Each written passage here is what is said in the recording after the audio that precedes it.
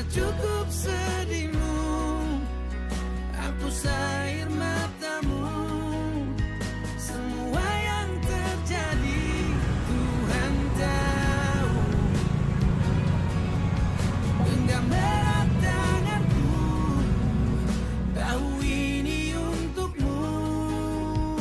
Oke, jadi kalau ada seumpama orang yang mau kontrakan di rumah, mau tinggal di rumah kontrakan, nanti dia yang bayarkan kontrakan, tak mau dia supaya tidak tinggal di sini tiap hari banyak nyamuk kalau hujan-hujan, ya bisa, mau kalau ada yang mau kontrakan di rumah, ya bisa, mau.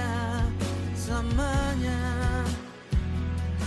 roda selalu berputar.